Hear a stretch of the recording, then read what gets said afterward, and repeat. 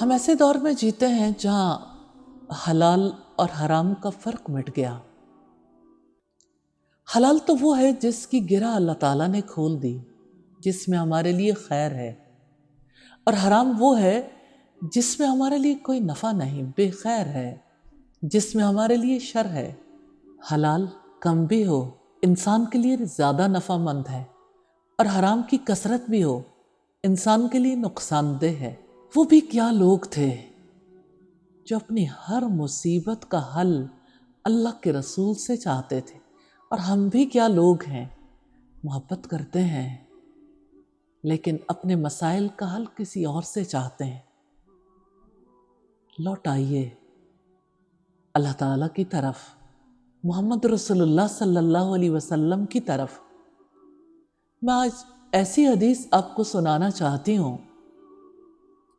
جس سے ہمیں یہ اندازہ ہوگا کہ آپ صلی اللہ علیہ وسلم کس قدر فکر مند تھے، کیسے سب کو حرام سے بچنا اور حلال روزی طلب کرنا سکھاتے تھے۔ ایک بار ایسا ہوا، سیدنا علی رضی اللہ تعالیٰ عنہ نے آپ صلی اللہ علیہ وسلم سے روایت کی کہ ایک مکاتب غلام نے ان کے پاس آ کر کہا کہ میں اپنی مکاتبت کی رقم ادا نہیں کر سکتا، آپ ہماری کچھ مدد فرمائیے۔ تو انہوں نے کہا، میں تمہیں ایسے کلمات نہ سکھا دوں جو رسول اللہ صلی اللہ علیہ وسلم نے ہمیں سکھائے تھے؟ اگر آپ پر پہاڑ برابر قرض بھی ہوگا تو اللہ تعالیٰ آپ کی جانب سے اسے ادا فرما دے گا۔ انہوں نے کہا، کہو اللہم اکفنی بحلالک عن حرامک واغننی بفضلک عمن سواک۔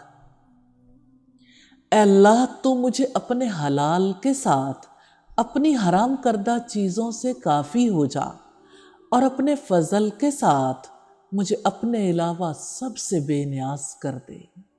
یا اللہ، تو بے نیاز ہے، اپنے فضل کے ساتھ ہمیں ہر حرام سے بے نیاز کر دے۔ آمین ثم آمین۔